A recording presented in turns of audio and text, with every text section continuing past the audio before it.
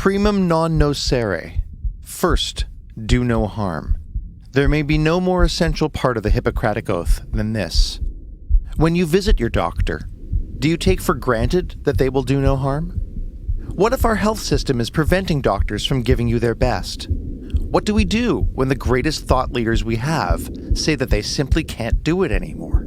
That the system they're navigating is exhausting, subpar, and leaving them with one hand tied behind their backs? And what if all these problems predate COVID? There's a way out, but it isn't easy. Let's find out how.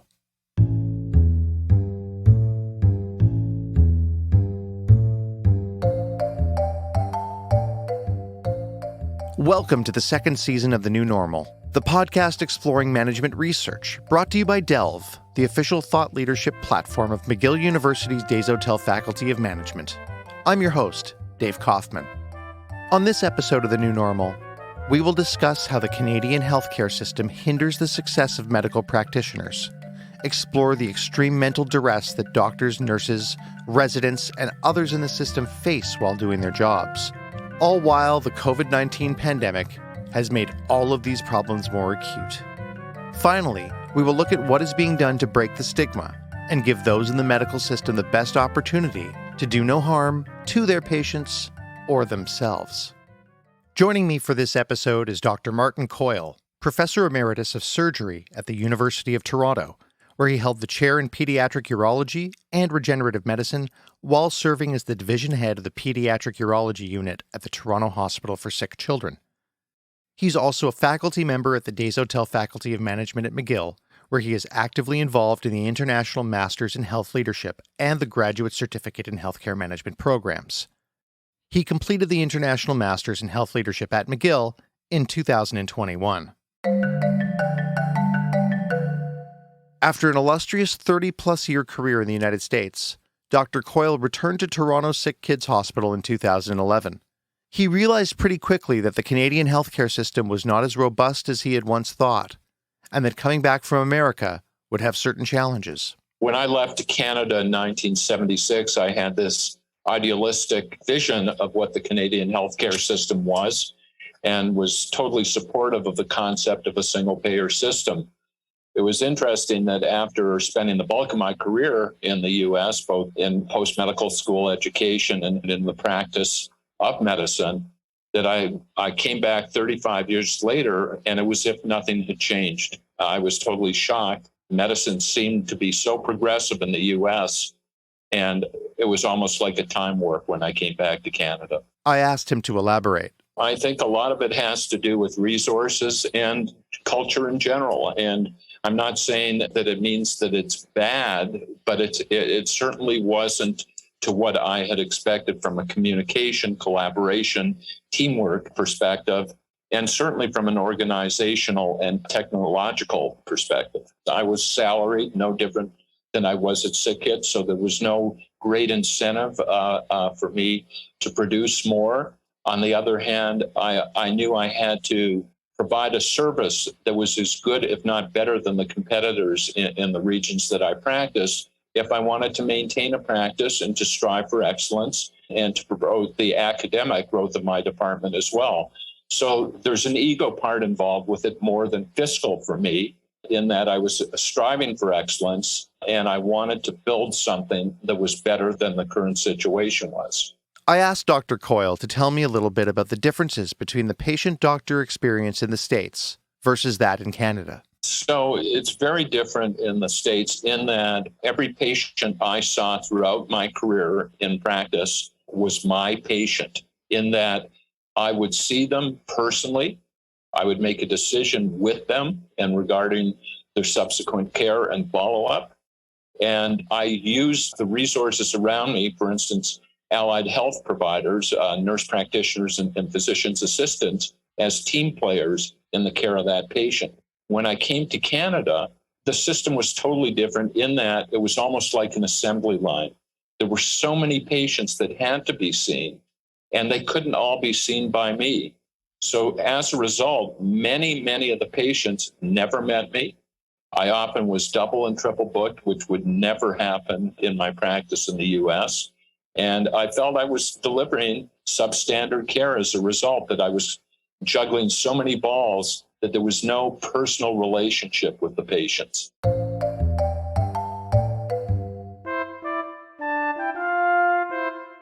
Dr. Koyle's return to Canada was fraught with challenges. First, he was navigating a health system that he felt was antiquated. Second, he described himself as having a feeling of intense dissatisfaction with his role in the profession. I felt that I was so distanced that absolutely I wasn't feeling the same as I did in the United States. And to me, wellness has multiple definitions, but it basically was looking at life and your career in a positive manner and feeling good about what you did. And I wasn't feeling that way, to be quite frank with you.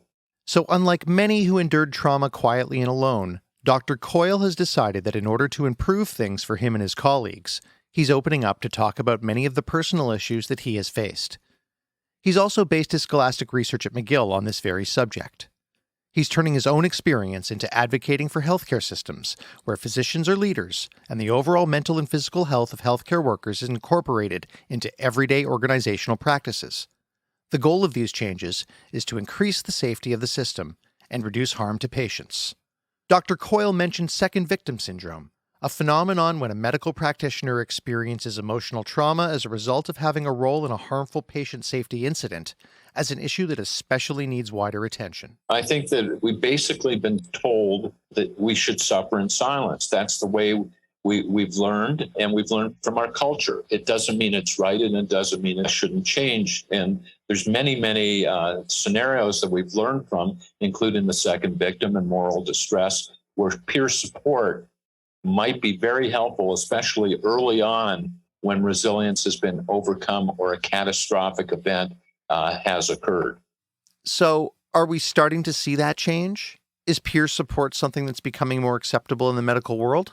So I was quite impressed that Sick Kids in the last 3 years developed a peer support team. They were well-trained peers. It doesn't mean that a urologist would see a urologist or a nurse would deal with a nurse, but individuals were trained to be active listeners, meaning that they could listen, not make the person who was involved with the incident relive the event, but rather just hopefully speak their mind, relay it to somebody who was interested and cared about them. Initially, when Dr. Koyle started his master's at McGill, his plan was to look at policy position with respect to moral distress, moral injury, and healthcare workers.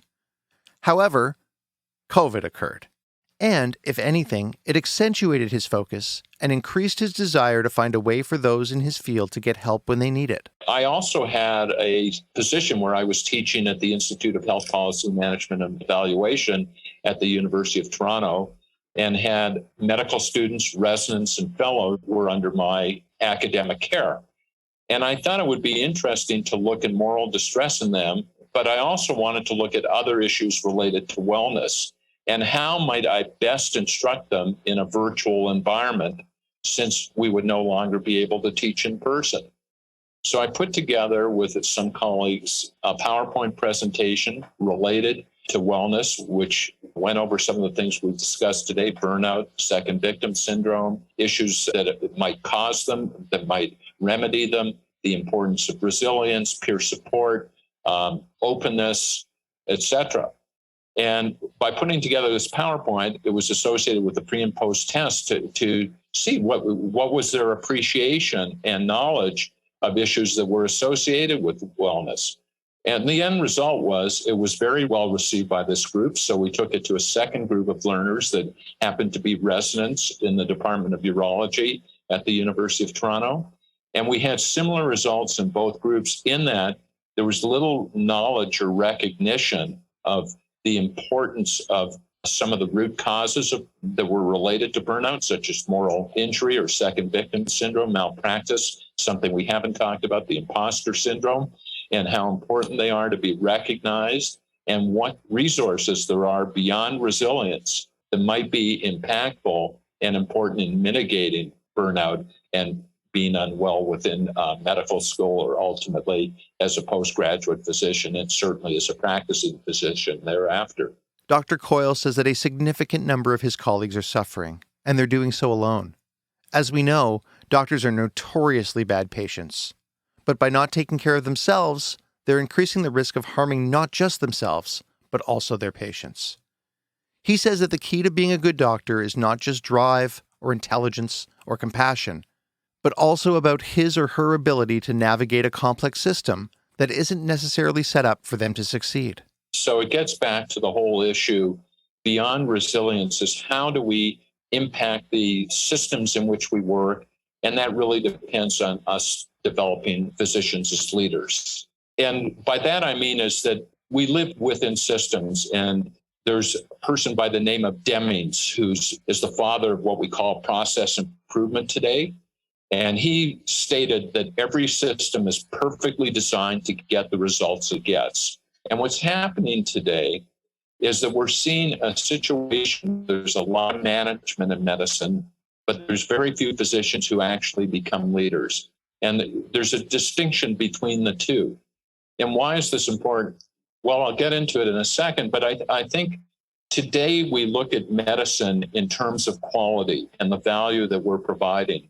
And much of it is based on what the Institute of Healthcare Improvement has called the triple aim. What is the triple aim? The triple aim is responsive to population health, per capita cost, and the experience of care. What was lacking in that, however, was it didn't really look at who's providing the care and what's the well-being of those who are involved in actually taking care of the patient. So what's happened is that medicine, whether it's Canada or the United States, has tried to emulate what we term a highly reliable organization, similar to the military, the nuclear industry, the flight industry. And a lot of that is based on how do we realize that humans are humans and we make errors. What we want to do is we want to develop a system where we can devise barriers that reduce the harm to a patient that we as individuals are apt to cause. James Reason suggested something called the Swiss cheese model, where despite setting up many barriers, occasionally, like Swiss cheese, the holes align with one another. And what ends up occurring is the patient is still harmed. But that still should allow us to build a better mousetrap. What's important within the context of this highly reliable organization is something called a just culture, where it's an open and fair environment where we learn from our mistakes and learn from others, where we design safe systems, and where we manage our behavioral choices. And this was all based on a publication by the Institute of Medicine in 1999 called To Err is Human. It was thought that we as healthcare providers probably lead to the unplanned death of close to 100,000 people in the U.S. Per capita, that would mean approximately 10,000 deaths in Canada. Although based on Dr. Koyle's earlier comments about the inadequacy of the Canadian healthcare system, one could posit that that number would be even higher. It was 1999. 10 years later, Lucian Leap, who's a professor at Harvard School of Public Health and was a pediatric surgeon, in front of Congress stated that the single greatest impediment to error prevention in medical industry is that we punish people for making mistakes. And that's still what we see in healthcare. We see a lot of finger pointing. As a matter of fact, a study was done which showed that 90% of people in healthcare admitted to having been involved in a serious safety event or medical error, but 90% of the time there was no support from the healthcare organization. So my biggest plea would be that we as healthcare providers, we as leaders in our professions, really advocate for openness and for the reality that humans are fallible and that we need to create better systems for the patient and to protect those who provide the care for those patients. When COVID hit, we started to hear much more in the media about healthcare practitioners and their experiences with burnout. Yet it sounds like burnout has been going on for decades and has much more to do with how healthcare systems are managed. What does burnout really look like to healthcare practitioners working in a system that isn't set up to fully support them? Well, I think burnout is something that has become so generalized now that it's become a colloquialism. It doesn't mean that it's not important, but many of the other issues are commingled with burnout. And I think generally when we define burnout, It's a feeling of being overextended and really depleted of your own emotional and physical resources and responses. But if we look at issues that are related to burnout and mental wellness, the other key maladies that can occur are depression and, most importantly, suicidal ideation and even frank suicide. I think what's very resounding is a CMA survey from 2017 that looked at practitioners in Canada, but specifically also focused on residents, so physicians in training. And the results with the residents were much, much worse than they were in the general physician population, in that burnout was found in 38% of them, depression close to 50%, and 15% had suicidal ideation. Importantly, if we look at those components, burnout, depression, and suicidal ideation, they've generally been shown to be associated with making medical errors. So, in fact, it is so much more than burnout. Medical practitioners are suffering from serious mental issues. Their mistakes are impacting not just their lives, but those of their patients as well. Remember that the signature saying for physicians is primum non nocere, which is first do no harm. First, do no harm to your patients and to yourselves. The hours, the pressure, the life or death nature of the job. Dr. Koyle says that in spite of these stressors, doctors still consider their careers a calling, and there are no shortages of applications at medical schools. As he mentioned earlier, residents and doctors in training suffer from higher than average odds of burnout and other mental illnesses related to work. So I wondered how he counsels students or young doctors entering the field to prepare themselves for the stressors that will affect them. So that's a real key question, because it's been shown that medical students, when they matriculate into medical school, actually function at a very high level compared to age-matched controls in university environments. However, when you look at the components that I spoke to you about before, burnout, depression, and suicidal ideation, by the time they finish medical school, they're far worse than those other controls, so the ones who didn't go to medical school. And the question becomes, what happens during medical school? Is it because these are the people we're choosing who are all competitive people coming into medicine? Medicine is a grind. They have other issues in life that they're trying to deal with, whether it's family, deciding on what they're going to do after medicine and competing yet again for the best sub-internships and ultimately the best letters of recommendation to get into a competitive residency and ultimately career. So there's certain stressors that are very unique to the residents and young physicians in training that overcome their resilience. One of the expectations that a doctor has to deal with from the outset of school is the realization that they will work long and difficult hours. Dr. Koyle tells me that residents are told to be ready to work 110 to 120-hour weeks.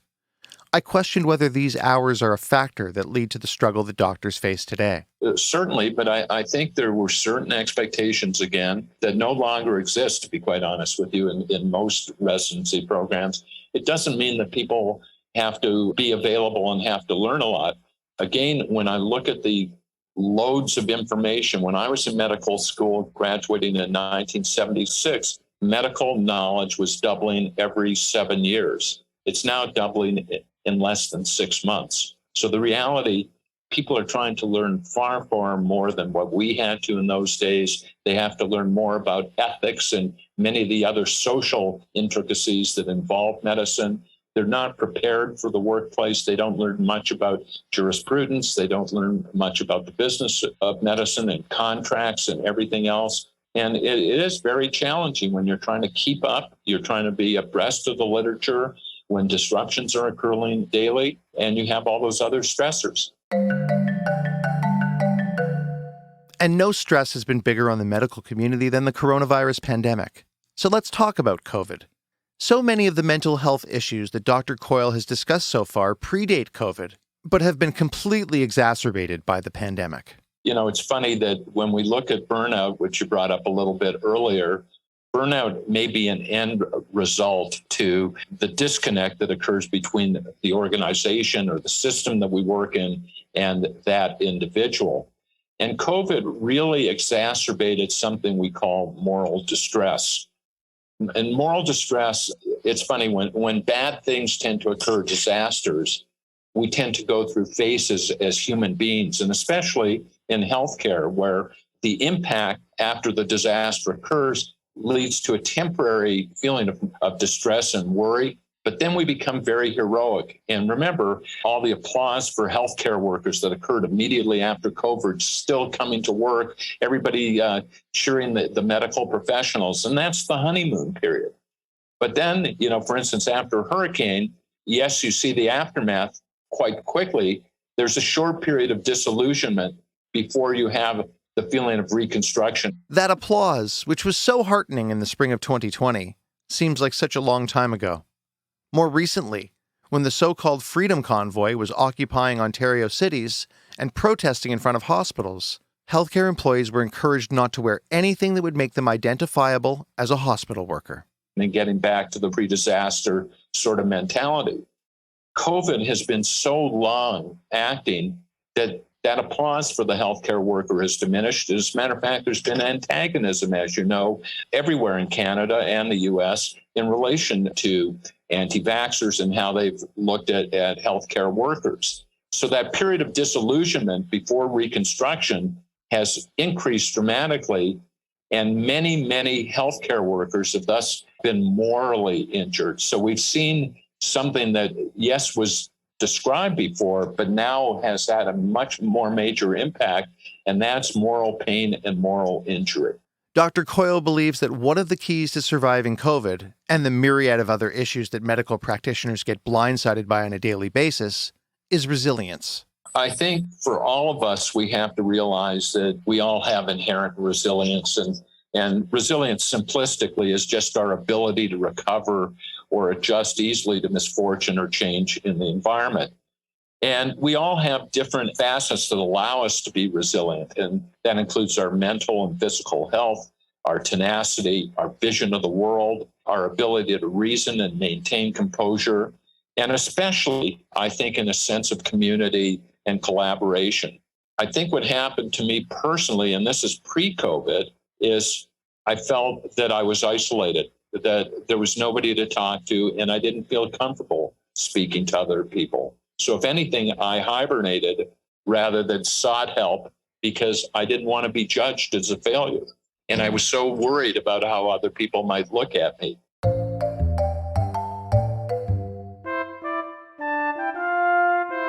As we wrapped up our conversation, I felt the need to see if Dr. Koyle had seen any improvements to the Canadian healthcare system since he arrived back in Canada.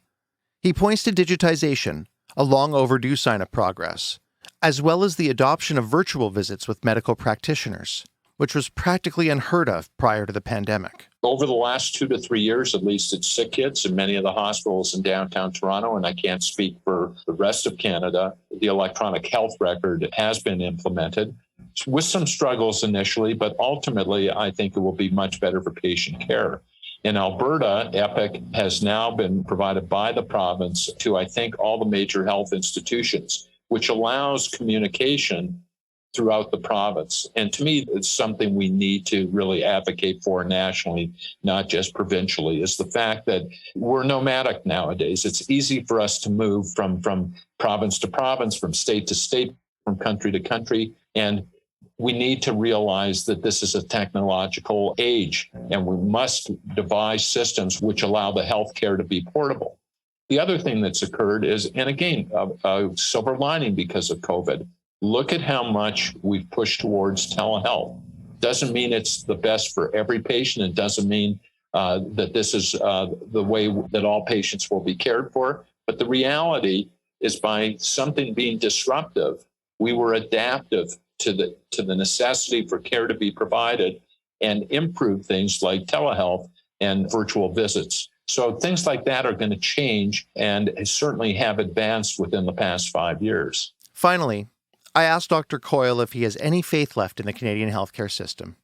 Unfortunately, like many Canadians who've had to navigate it themselves, Dr. Koyle gives the impression that for him to have faith in it, many improvements would have to be made. I think the Canadian healthcare system has so many components, federally, provincially, at the macro level, at the meso level within the systems we work, so the hospital environment, and then the micro systems in which we work, which might be the team for instance, a pediatric urologist that I work with at Sick Kids.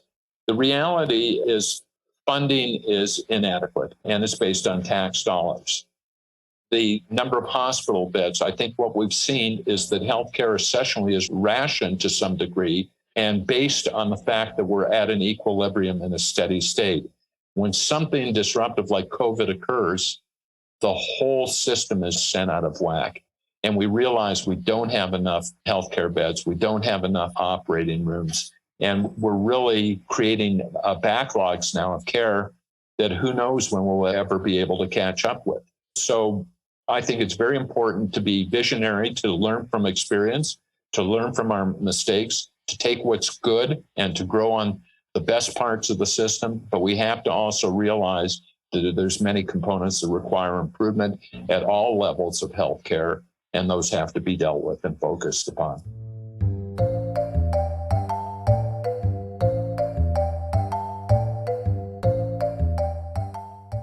Dr. Koyle is clear. The tools exist to help, but medical practitioners need more support than they're currently getting. If they don't, the consequences for the future of healthcare, and the Canadian healthcare system more specifically, could be critical. Will doctors get the mental support they need to continue to do their jobs effectively and first do no harm? Will doctors learn that they can ask for help, and that superhuman attitude may be harming both them and their patients? And finally, will the COVID pandemic force Canada to bring its healthcare systems up to 21st century standards and give Dr. Koyle and his colleagues a fair chance at doing their jobs in a work environment that doesn't feel, as he stated, like being in a time warp? Stay tuned as we navigate this new normal together.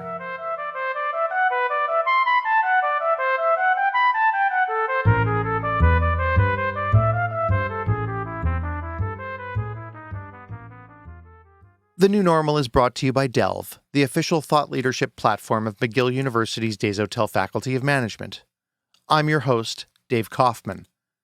Producers of today's episode, Dave Kaufman, Robin Fadden, and David Rawalia. The technical producer of The New Normal is David Rawalia.